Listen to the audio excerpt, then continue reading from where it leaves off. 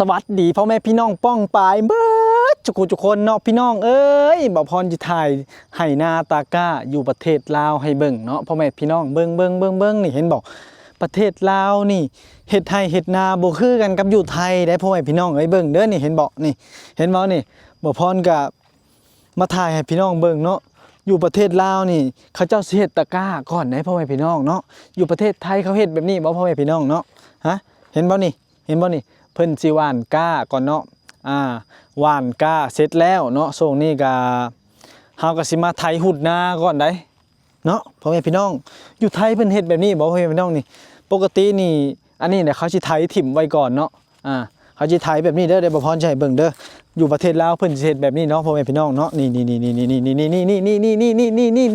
บ่พรสิให้เบิ่งพ่อแม่พี่น้องนี่เห็นบ่นี่เพิ่นสิไถแบบนี้ถิ่มไว้ให้หญ้าให้หยังตายเนาะไถไว้จนมืดแถวนี้เห็นบ่นี่นี่คือ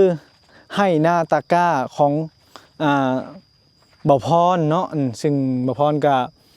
มีชื่อมีหยังอยู่นี่แต่ก่อนก็ตอนยังเด็กยังน้อยก็เฮ็ดกับพ่อกับแม่กันนี่แหละแม่นเบิดแหละพ่อแม่พี่น้องเห็นบ่นี่แม่นเบิดเลยเนาะก็หลายเติบพ่อแม่พี่น้องนี่หลายเด้หลายลงไปปุ๊บละนี่ก็คือให้นาตาก้าบ่พรเนาะพ่อแม่พี่น้องแล้วก็ตอนนี้ก็ให้เอ้ยเพิ่นเฮ็ดเนาะให้เอ้ยให้อ้ายเพิ่นเฮ็ดเพราะว่าพ่อแม่ก็เสียหมดแล้วบ่าวพรก็ไปสร้างครอบครัวยังอยู่พู้นแลทางใต้พ่อแม่พี่น้องเอ้ยมื้อนี้บ่าวพรได้มาเห็นบ่าวพรก็เลยมาถ่ายให้พ่อแม่พี่น้องเบิ่งเนาะเห็นบ่นี่ตะกร้านี่พอมันยาวปึ๊บบัดนี้เฮาไถหุดนาแล้วนี่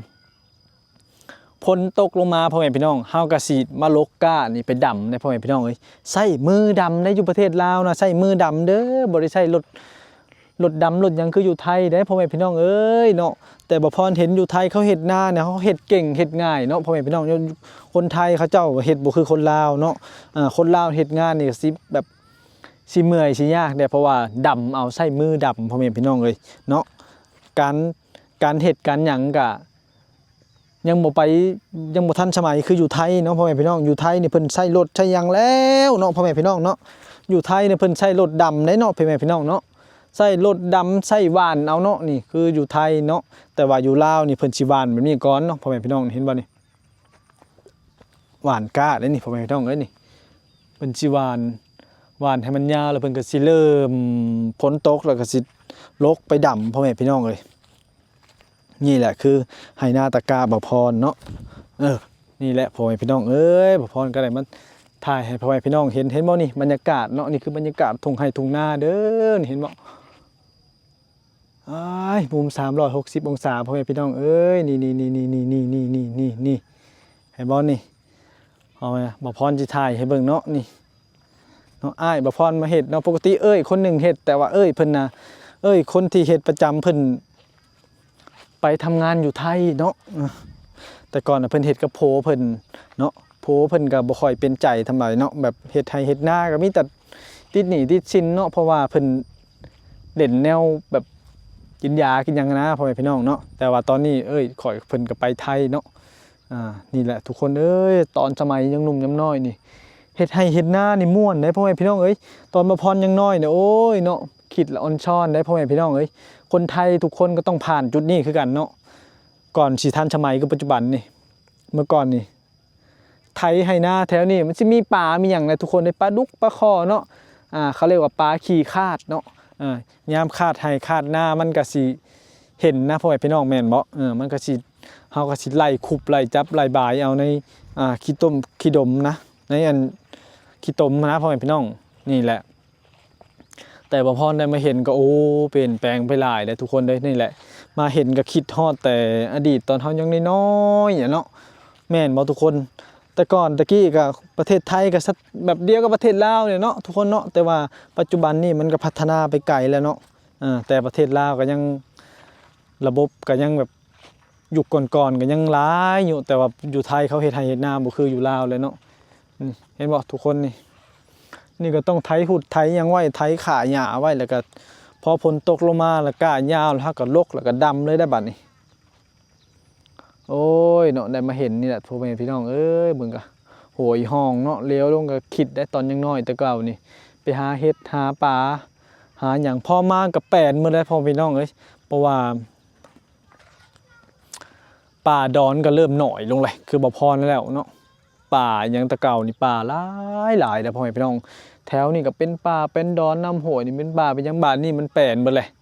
แปลนหมดแล้วเนาะเพราะว่าไอ้ดุดเห็ดไห่เห็ดโซนแล้วเนาะทุกคนป้าตัวบ่พรมาได้มาเห็นก็คิดฮอดอดีตตอนยังน้อยเนาะพ่อแม่พี่น้องเอ้ยพูดแหละเทงไห่เทงนาก็อยู่ผู้อยู่ไกลๆผู้พรก็บ่เคยเห็นจักเถื่อเนาะบ่ได้เห็นแต่ดนแล้วมาก็โอ้คิดฮอดตอนอดีตยังน้อยเนาะทุกคนเอ้ยอยากมาเบิ่งก็คิดฮอดออนซ่อนนะทุกคนเนาะบ่ได้มาดนแล้วได้นี่ป้าตัว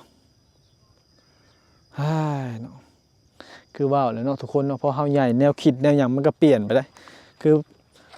คือบ่พรมานี่มันคิดอยู่ว่ายังน้อยเป็นไปได้แบบนี้แต่ความรู้สึกมันก็บ่คือเก่าเนาะคนเฮาเพราะว่าเฮาใหญ่เฮาเติบโตไปแล้วเฮาทุกวันนี่มีก็คิดแต่อยากได้เงินได้หยังแบบสร้างครอบสร้างโคไปนั่นเนาะทุกคนเนาะส่วนความคิดตอนยังน้อยก็มาเห็นก็พอจะได้คิดแต่ว่ามันก็เอากลับคืนมาบ่ได้แล้วเนาะพ่อแม่พี่น้องคนเฮาก็ต้องสู้ต่อไปนะว่าเรื่องความอบอุ่นนี่บ่มีหยังอบอุ่นเท่าตอนที่เฮายังเด็กยังน้อยได้พ่อแม่พี่น้องเอ้ยถ้าผู้ใดยังเด็กยังน้อยเนี่ยโอ้ยเนาะทุกคนนี่มีความสุขตอนใดคนเฮานี่มีความสุขตอนยังน้อยเนาะพ่อแม่น้องตอน9ปี10ปีตอนที่เฮายังบ่ได้เป็นบ่าวเป็นสาวอยู่แล้วพ่อกับแม่นั่นแหละคือความสุขที่สุดในโลกแล้วเนาะพ่อแม่พี่น้องเห็นบ่ท้องฟ้านี่นี่เด้อนี่ขอพรถ่ายให้เบิ่งเด้อพ่อแม่พี่น้องเอ้ยเห็นบ่นี่เห็นแล้วคิดฮอดบ่ทุกคนเนาะถ้าพี่น้องชาวฝั่งอีสานเฮาเขาเจ้าสิคิดคือบ่พรแล้วก็สิมีความรู้สึกแบบเดียวกับบ่พรเนี่ยถ้าผู้ใดได้กลับบ้านกลับช่องนะหรือว่าเห็นคลิปแบบธรรมชาติหรือว่าอยู่ทั้งฝั่งลาวฝั่งอีสานทุกคนก็ต้องคิดคือบ่พรเนาะคิดฮอดแบบว่าอดีตตอนเฮายังน้อยแบบนั้นแบบซี่โอ้ยเห็นบ่พ่อแม่พี่น้องเห็นบ่นี่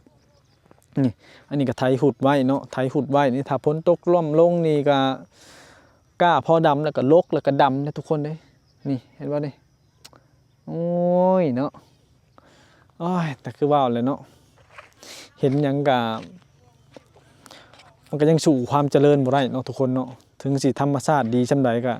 ยังสู่ความเจริญบ่ได้คนเฮาก็ต้องแล่นหาความเจริญเป็นเรื่องปกติเนาะพ่อแม่พี่น้องนี่โอ้นี่นี่แหละคือธรรมชาติประเทศลาวพ่อแม่พี่น้องเอ้ยแต่ว่าธรรมชาติก็บ่เป็นธรรมชาติคือตะกี้แต่ก่อนแล้วตะกี้แต่ก่อนนี่โอ้ยงามหลายเนาะแต่ทุกวันนี้มันแปลนหมดเลยมันเศร้าหกเศร้าหยังแต่ก่อนเห็นนี่โอ้งามขนาดอ๋อนี่เนาะพ่อแม่พี่น้องเนาะคลิปนี้บ่พรก็จบเป็นเพียงเท่านี้เด้อพ่อแม่พี่น้องมาถ่ายธรรมชาติถ่ายให้นาตาก้าให้เบิ่งเนาะนี่คือประเทศลาวเนาะซึ่งมันแตกต่างกับความเจริญของประเทศไทยนี่แหละบ่พรจึงว่าประเทศลาวมันยังห่างไกลจากประเทศไทยหลายพ่อแม่พี่น้องเอ้ย